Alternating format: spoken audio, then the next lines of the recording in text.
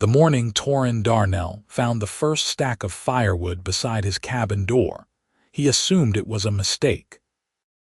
By the third dawn, when he discovered another perfect pile of split logs arranged with geometric precision, he knew someone was watching him, someone who understood just how desperately he needed help. Winter had arrived early in the borderlands this year, sweeping down from the northern mountains with a vengeance that caught every homesteader unprepared. Torin had managed to stockpile enough grain and salted meat to last until spring, but firewood was another matter entirely. The fever that had nearly killed him in late autumn had stolen 3 weeks he should have spent preparing, and when he finally stumbled from his sick, weak and trembling, he found himself facing the brutal reality of a frontier winter with barely enough fuel to last a month. He had accepted his fate with the grim resignation of a former soldier who had survived worse odds. He would ration carefully, sleep in his clothes, and if the cold took him before spring, at least he would die in his own home rather than on some blood-soaked battlefield. But then the firewood began appearing, and everything changed. On the 7th morning, Torin woke before dawn and positioned himself at the narrow window that overlooked his front yard. The sky was still dark, painted in shades of deep purple and midnight blue, and his breath fogged the glass as he watched and waited. He had no idea who his mysterious benefactor might be, one of the distant neighbors from the settlement 5 miles east, perhaps, or a passing trapper taking pity on a struggling homesteader. The figure that emerged from the tree line made his heart stop. She moved through the pre-dawn darkness with the fluid grace of a predator, her powerful frame silhouetted against the snow. Even in the dim light, Torin could make out the distinctive features that marked her as an orc: the broad shoulders, the athletic build, the way she carried a load of firewood that would have staggered a grown man as though it weighed nothing at all. She approached his cabin with obvious caution, pausing every few steps to scan the windows for any sign of movement. Torin pressed himself against the wall, heart hammering. Orcs were not uncommon in the borderlands, but they rarely approached human settlements except to raid or trade, and never alone. The war between their peoples had ended 5 years ago, but the scars ran deep on both sides. He had seen what orc war parties could do to frontier homesteads. He still woke sometimes from nightmares filled with screams and burning thatch. But this orc woman was not raiding. She was stacking his firewood with meticulous care, arranging each log to ensure proper airflow and weatherproofing. When she finished, she stood for a long moment, staring at his door as though willing him to emerge. Then she turned and disappeared back into the forest, moving as silently as a ghost. Torin spent the rest of that day wrestling with confusion and an emotion he could not quite name. Why would an orc help him? What could she possibly gain from keeping a lone human alive through the winter? The most logical explanation was that she was scouting for a larger group, fattening him up for some future attack, but that made no sense. If orcs wanted to kill him, they would not need to be subtle about it. The next morning, he woke even earlier and took up his position at the window while the world was still wrapped in complete darkness. He did not have to wait long. She emerged from the trees at almost the same time as before, another load of fresh-cut firewood balanced effortlessly on her shoulder. This time, Torin studied her more carefully. She was tall, easily matching his own 6 feet, with the kind of lean, powerful build that came from years of hard physical labor. Her skin was a deep forest green that seemed to absorb the pre-dawn light, and her dark hair was pulled back in a practical braid that hung past her shoulders. She wore simple frontier clothing: wool trousers, a heavy leather jerkin, boots wrapped in animal hide for warmth, but moved with a confidence that suggested she feared neither the cold nor anything that might lurk in the winter forest. As she stacked the wood, Torin noticed the way she positioned each piece, the careful attention she paid to keeping the pile stable and accessible. These were not the actions of someone planning violence. This was someone who understood the brutal mathematics of frontier survival, who knew exactly how much fuel a single man would need to get through each bitter night. When she finished and stood staring at his door again, Torin made a decision that would have horrified his former commanding officers. He opened the door. The orc woman froze, her hand dropping instinctively toward the hatchet at her belt. In the pale pre-dawn light, Torin could finally see her face clearly, the small tusks that jutted from her lower jaw, the pointed ears, the startlingly human eyes that were currently wide with shock. For a moment, they simply stared at each other across the snow-covered yard. "You have been bringing me firewood," Torin said, keeping his voice calm and his hands visible. "Every morning for over a week." She said nothing, but she did not run either.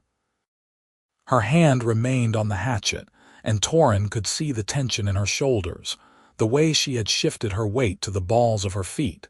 She was preparing to bolt or fight, whichever proved necessary. "I want to thank you," he continued. "Without your help, I would not have survived the winter. My name is Torin Darnell." Still she said nothing, but something in her posture softened fractionally.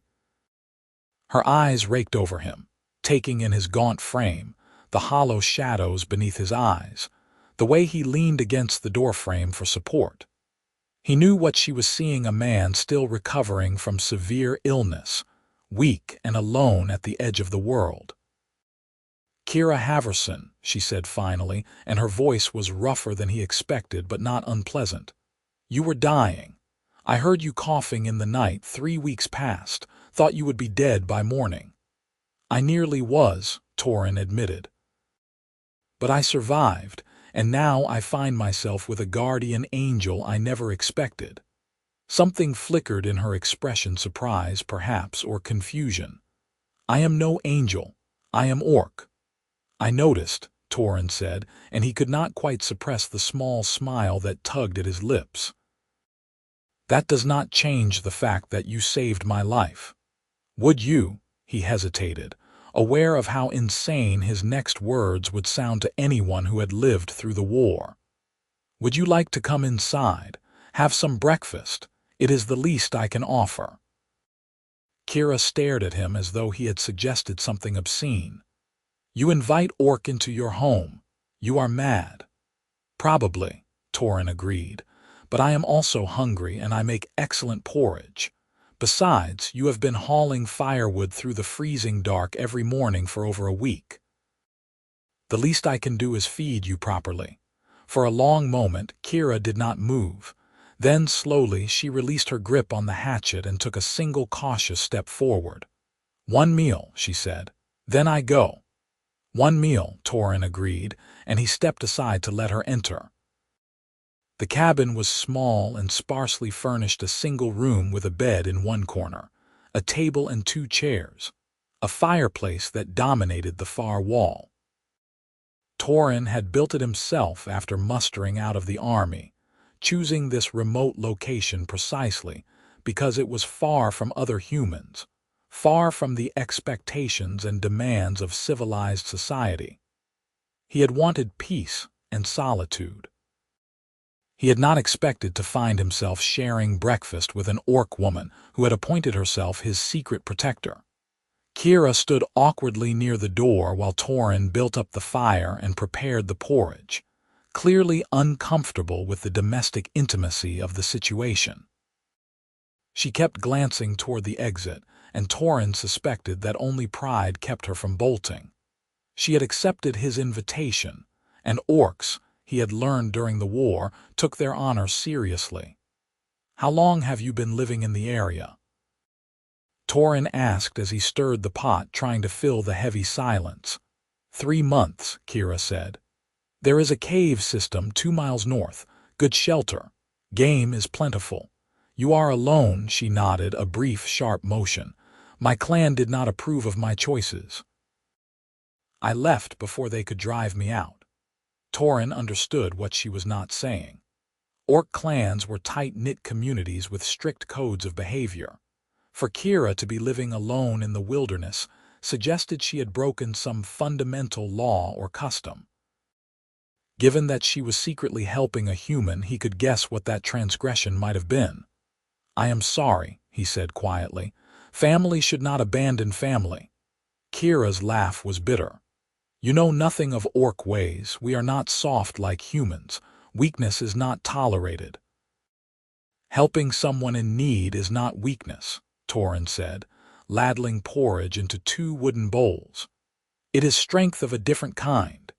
He set a bowl in front of her and was gratified to see her eyes widen slightly at the size of the portion. He had given her the larger share, knowing instinctively that she would never ask for more even if she needed it. Kira stared at the bowl for a long moment before picking up her spoon and beginning to eat with single-minded focus. They ate in silence, but it was a more comfortable quiet than before. Torin found himself stealing glances at his unexpected guest, noting the small details he had missed in the darkness, the small scar that crossed her left eyebrow, the calluses on her hands, the way her pointed ears twitched slightly whenever the wind rattled the shutters. She was beautiful, he realized with a start, in a way that had nothing to do with human standards of delicacy or refinement. She was beautiful the way a winter storm was beautiful, powerful, and dangerous, and utterly captivating. When Kira finished her porridge, she set down her bowl and stood abruptly. I should go. Dawn comes. Will you come back? Torin asked, and he was surprised by the urgency in his own voice. Tomorrow morning, I mean, for breakfast. Kira hesitated, her hand on the door latch.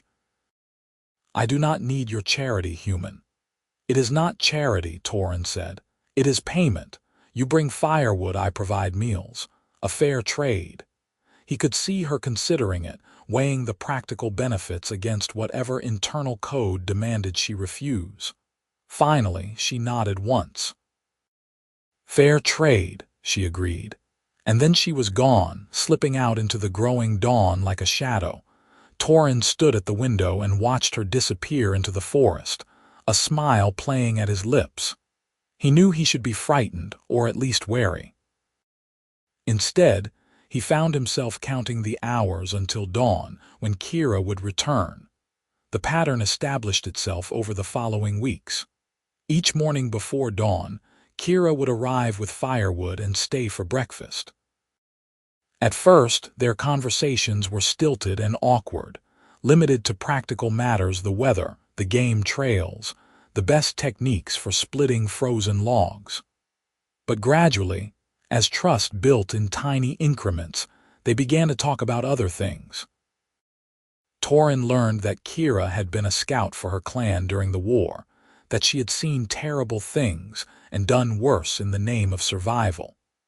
She spoke little of those years, but he could read the shadows in her eyes, the way her hands sometimes trembled when thunder rolled across the mountains. He recognized the signs because he bore the same scars himself. Kira learned that Torin had been a soldier, that he had fought in the border campaigns and earned commendations for valor he did not want to discuss. She learned that he had chosen this isolated existence not out of misanthropy, but out of exhaustion, a deep, bone-weary tiredness with violence and politics, and all the things that drove people to hurt each other. You could have gone anywhere, Kira said one morning as they shared their meal. Bought land in a settled area, married, had children. Why here alone? Torin was quiet for a long moment, considering his answer. I got tired of being useful, he said finally. In the army, everything was about what I could do for the cause, how well I could fight, how many enemies I could kill, how effectively I could lead men into death. I wanted to go somewhere I could just exist without anyone needing anything from me. But you are useful, Kira pointed out. You make good porridge, you tell funny stories. You do not run screaming when Orc Woman appears at your door. Torin laughed, surprised by her attempt at humor. Those are much better uses for a person than killing. Yes, Kira agreed softly. Much better.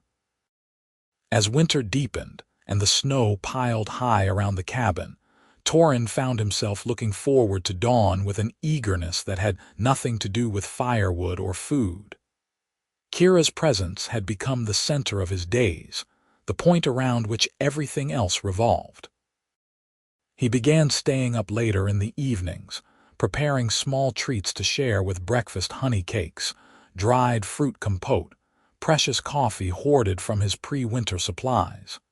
He told himself it was simply good hospitality, but he knew he was lying. Kira seemed to feel the shift as well. She began arriving slightly earlier each morning, and sometimes she would linger after breakfast, helping with small chores or simply sitting by the fire while Torin worked. She taught him Orc words for common objects, laughing at his clumsy pronunciation. He taught her a card game he had learned in the army, and they played fierce, competitive matches that usually ended with both of them accusing the other of cheating. The morning Torin reached across the table and covered her hand with his own. Neither of them spoke. Kira stared at their joined hands for a long moment, her green skin dark against his pale fingers. Then, slowly, she turned her palm up and laced her fingers through his. "This is foolish," she whispered. "We cannot, humans and orcs do not, I know," Torin said, "but I do not care anymore." Kira's eyes met his and he saw his own desperate longing reflected back at him. "My clan would kill you if they knew. Your people would call you traitor, orc lover, worse things." "There is no one here but us," Torin said. "No clans, no armies, no one to tell us what we can or cannot feel." "The world does not work that way," Kira said, but she did not pull her hand away. "The war may be over, but the hate remains. There are humans who still hunt orcs for sport. Orcs who still raid human settlements. We live in the cracks between, Torin, and cracks are not safe places." "Then we make our own place," Torin said. "Here in this cabin in this valley, we make our own rules." Kira's expression was anguished, torn between wanting and wisdom. "I cannot give you the life you deserve." No children, no acceptance, no future beyond hiding and fear. Torin stood and circled the table, pulling Kira to her feet. She came willingly, and when he cupped her face in his hands, she leaned into the touch like a flower seeking sunlight. "You are my future," he said softly. "Everything else is just details." When he kissed her, Kira made a small sound of surprise that quickly melted into something warmer. Her arms came around him, careful of her strength, and Torin felt something inside his chest crack open some long, frozen place that had been waiting for exactly this moment, exactly this person. They stood locked together by the fire while the winter wind howled outside. Two people who should have been enemies creating something entirely new. The happiness lasted exactly 3 weeks. Torin was checking his snares in the woods behind his cabin when he heard the voices of multiple humans, moving through the trees with the careless noise of people who did not expect opposition. He froze, instincts from his military years screaming danger, and carefully worked his way closer. There were 5 of them, all men, all armed with hunting bows and long knives. Torin recognized the type immediately: frontier toughs who had never quite adjusted to peace, who missed the simplified morality of wartime and the license it gave for violence. They were talking loudly, passing a flask back and forth, and their conversation made his blood run cold. "Tracks lead north," one of them said, studying the snow. "Big Prince, definitely orc. Been using this area for months by the look of it." "Probably scouting for a raid," another agreed. We should have cleared these woods after the war ended. Can't trust any of them." "This one's alone, though," a third man said. "Tracks show only one set. Might be a deserter or an exile." "Even better," the first man said with a cruel laugh. "No clan to come asking questions. We can have some fun before we string it up." Torin felt rage surge through him, hot and overwhelming. They were hunting Kira. These men were tracking the woman he loved through the forest like an animal, and they were doing it for sport. He stepped out of the trees, his old military bearing settling over him like a familiar coat. "You are on my land," he said, his voice cold and commanding. "Leave. Now." The men spun, hands going to weapons, but they relaxed slightly when they saw he was human and alone. The leader, a thick-shouldered brute with a scarred face, smirked. "Your land. This is Borderlands, friend. Nobody owns anything out here." "I built my cabin 2 miles south," Torin said. "I have worked this valley for over a year. These are my woods, and I am telling you to leave. Or what?" Another man challenged. "You will take on all 5 of us, if necessary," Torin said calmly, though his mind was racing. He was unarmed except for the small knife at his belt, still weak from his illness and outnumbered 5 to 1. The odds were terrible, but he could not let them find Kira. He would die before he let them hurt her. Something in his expression must have communicated his sincerity because the leader's smirk faded. "You are serious. You would actually fight us to protect an orc." "I would fight you to protect an innocent being from murder," Torin said. "The fact that she is orc is irrelevant." "She." The leader's eyes widened with ugly understanding. "Oh, this is rich. You have been consorting with it, haven't you? Letting it into your bed like some kind of animal." Torin's fist caught him in the mouth before the man could finish the sentence. It was a stupid, reckless thing to do, guaranteed to start a fight he could not win, but Torin was beyond caring. The rage that had been building since he heard their cruel plans exploded outward, and for a moment he was back in the war, back in that place where violence was the only language that mattered. The fight was brutal and one-sided. Torin managed to put 2 men on the ground before a boot caught him in the ribs and drove him to his knees. He tasted blood, felt hands hauling him upright, and then there was a knife at his throat. "Should kill you right here," the leader snarled, blood streaming from his split lip. "Orc-loving traitor, stop." The word cut through the clearing like a blade, and everyone froze. Kira stood at the tree line, her hatchet in one hand and a hunting spear in the other. She looked enormous in that moment, towering and terrible, every inch the warrior these men had been taught to fear. "Let him go," Kira said, her voice deadly calm. "Your quarrel is with me. He is innocent." "Nothing innocent about orc-loving," the leader spat, but Torin felt the knife waver at his throat. The men were afraid, he realized. Outnumbering Kira 5 to 1, armed and trained, and they were still afraid of her. "I will make you a deal," Kira said, taking a step forward. "I will go with you. No fight, no resistance. You can do whatever you planned, but you let the human go unharmed. You leave this valley and never return, his life for mine." "No," Torin shouted, struggling against the hands that held him. "Kira, do not." "Quiet," Kira said, and her eyes met his across the clearing. In them, he saw love and resignation and a terrible, aching sadness. "This is the only way." "Like hell it is," Torin snarled, and he drove his elbow backward into his captor's stomach. The knife nicked his throat as the man stumbled away. But Torin was already moving, throwing himself at the leader with the desperate strength of someone who had nothing left to lose. The clearing erupted into chaos. Torin heard Kira roar, saw her charge forward with her weapons raised, and then everything dissolved into a confused blur of violence. He fought like a cornered animal, clawing and biting and using every dirty trick he had learned in 20 years of warfare. He felt ribs crack under his fists, heard someone scream, tasted his own blood hot and coppery in his mouth. And then Kira was there, her powerful frame shielding him, her hatchet rising and falling with brutal efficiency. The men broke and ran, dragging their wounded with them.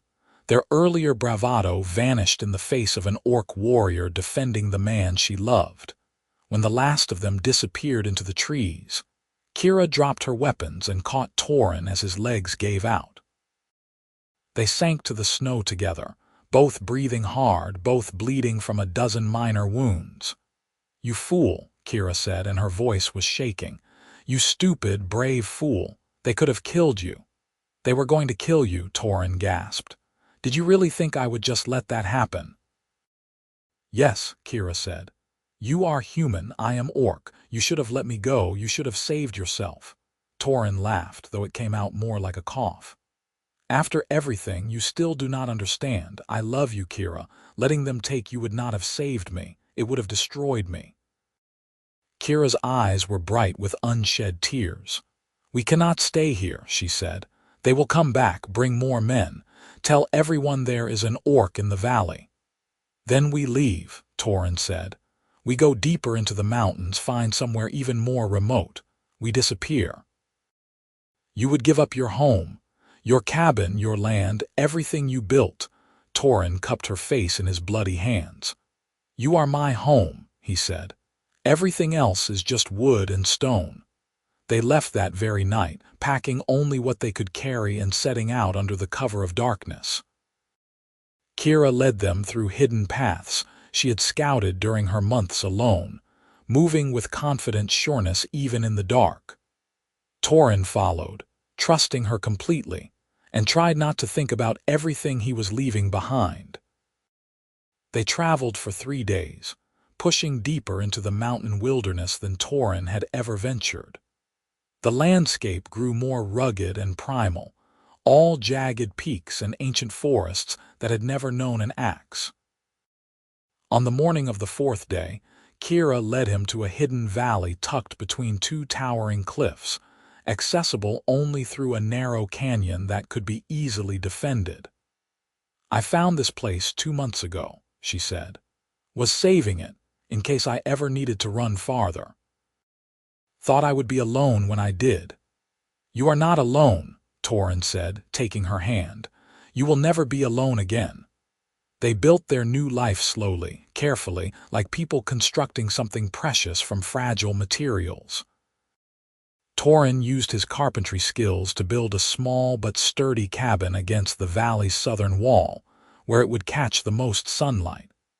Kira hunted and trapped, keeping them fed through the remainder of winter and into the early spring. Together they planted a garden in the valley's fertile soil, tended chickens Kira somehow managed to acquire from a distant settlement, and created a small, self-sufficient homestead hidden from the world. The work was hard and the isolation complete, but Torin had never been happier. He woke each morning with Kira beside him, her green skin warm against his in the pre-dawn darkness. They spent their days working side by side, learning each other's rhythms and habits, building something that belonged to no one but themselves.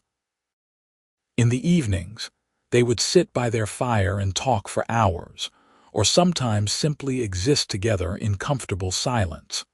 Spring turned to summer, and the hidden valley bloomed with wild flowers that Torin had never seen before. He taught Kira to read using the few books he had managed to bring from his cabin. She taught him orc fighting techniques and the names of constellations in her native language. They made love under the stars and laughed at private jokes and built a life that was utterly separate from the prejudices and violence of the outside world. On a warm evening in late summer, as they sat watching the sun set over the mountains, Torin pulled a small object from his pocket. It was a ring, crudely made from braided silver wire he had salvaged from an old trading pouch, but it had taken him weeks to get it right.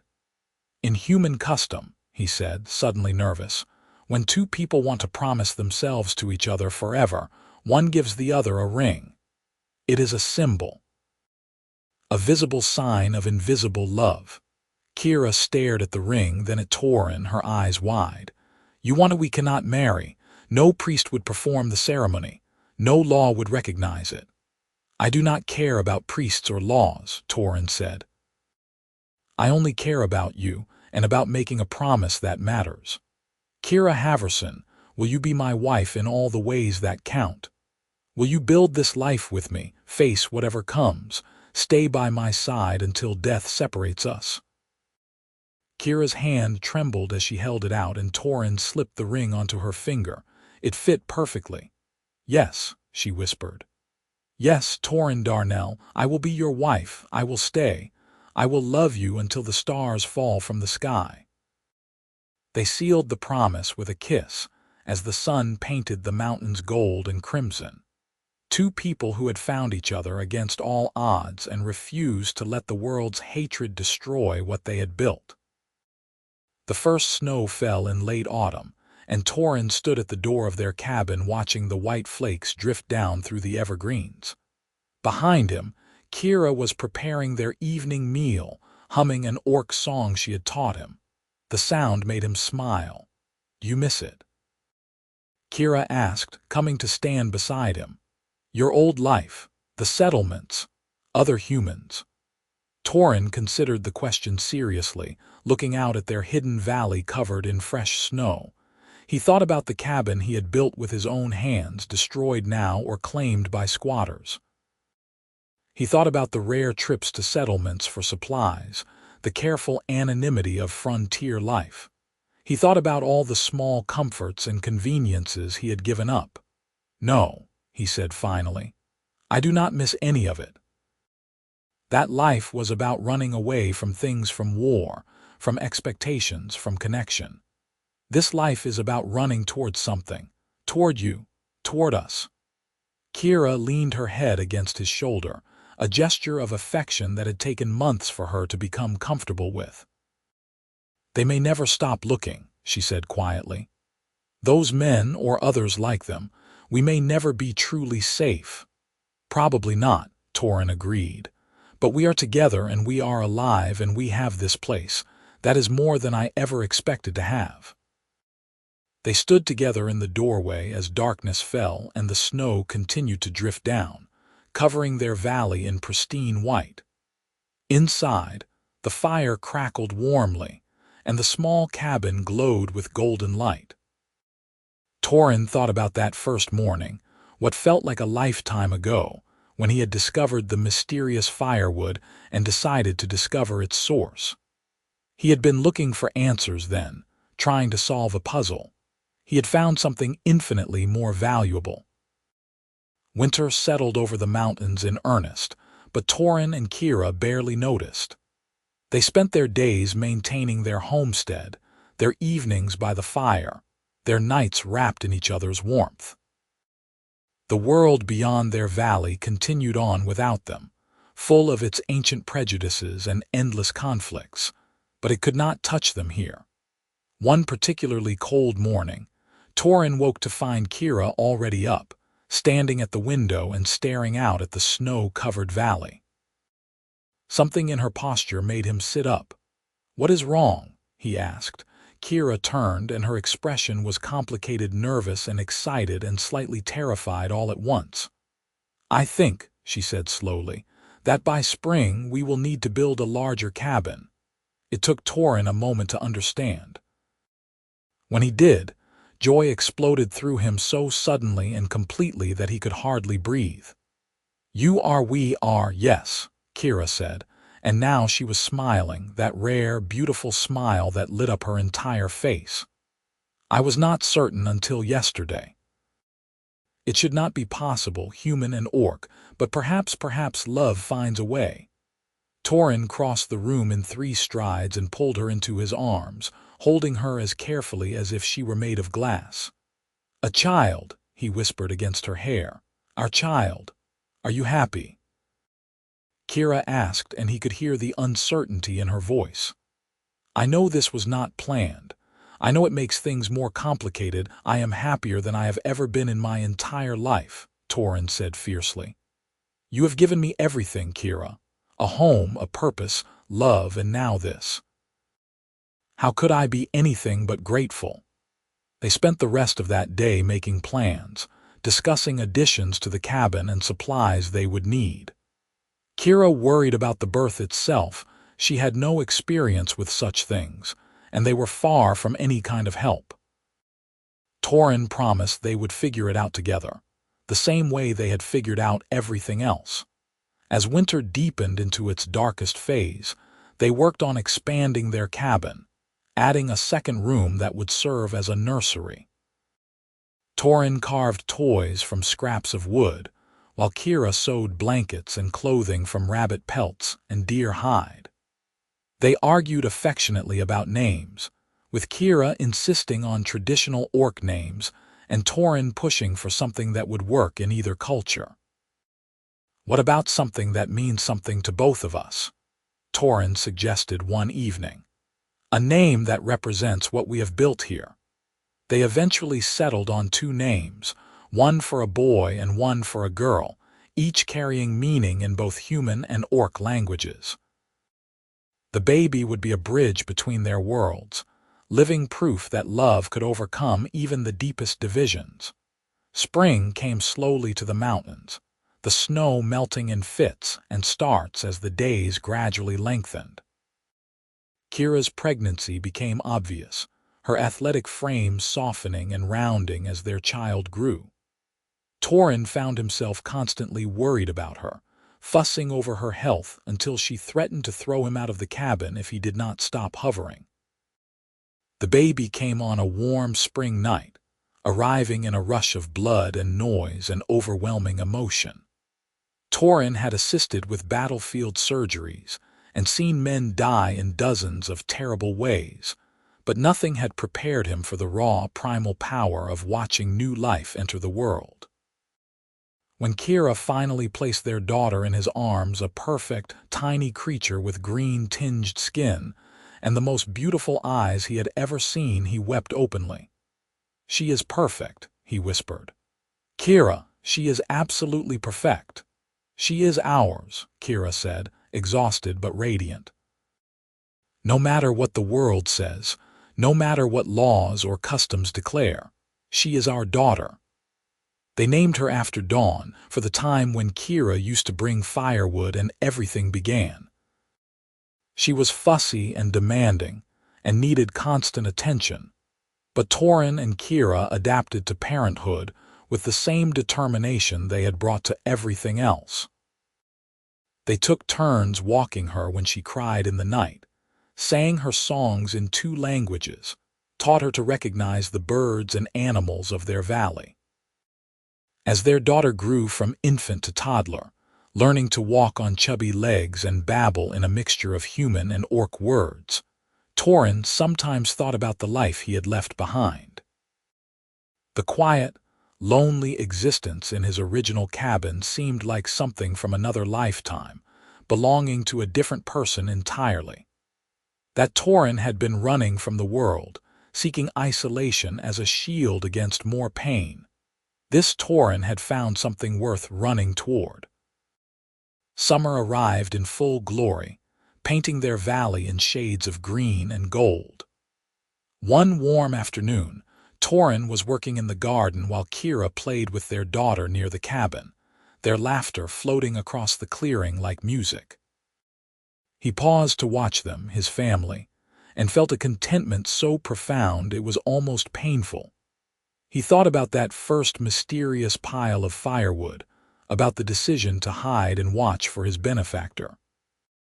If he had chosen differently, if he had simply accepted the gift without investigation, none of this would exist.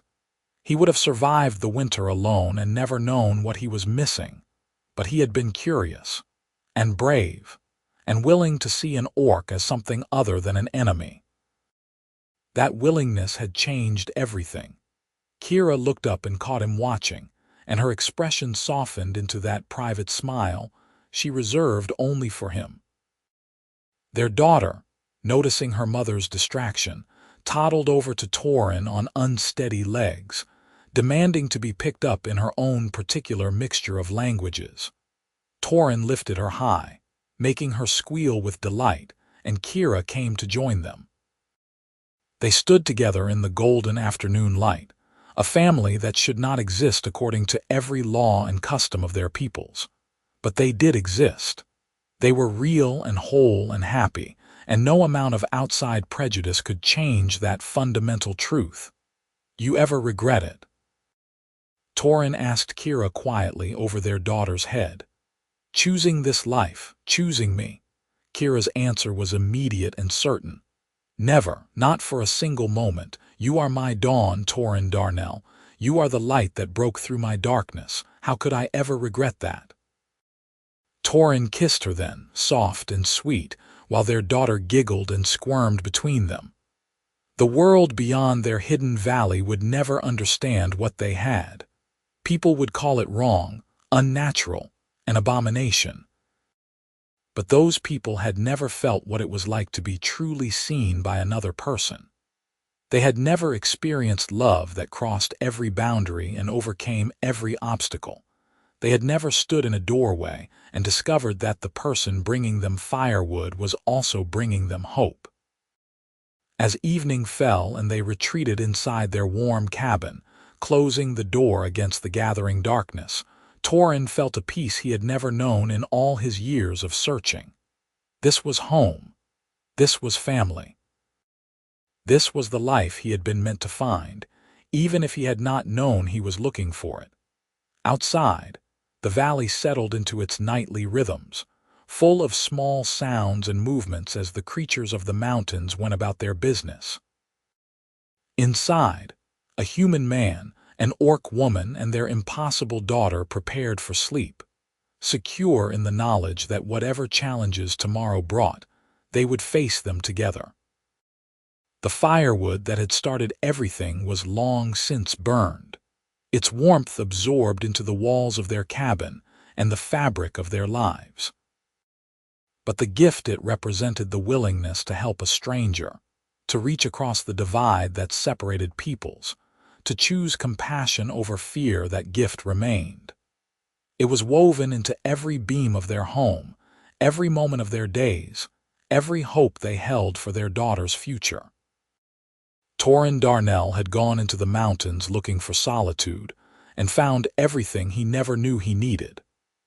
Kira Halverson had defied her clan and risked everything to help a dying human, and in return had gained a family worth more than any tradition or acceptance. Together, they had built something new, something beautiful, something that proved beyond any doubt that love was always stronger than hate, and that the courage to choose differently could change not just one life but entire worlds. And every morning, when Torin woke to find Kira beside him and their daughter sleeping peacefully in the next room, he gave silent thanks for that first pile of firewood, and for the mysterious stranger who had cared enough to stack it at his door. That simple act of kindness had saved his life in more ways than one, and he would spend the rest of his days proving himself worthy of the gift. The sun rose over the mountains, painting the valley in shades of pink and gold, and another day began. There was work to be done, a child to raise, a life to live together. The future stretched out before them, uncertain but bright with possibility, and they would face it the way they faced everything, side by side, hand in hand, heart to heart, now and forever.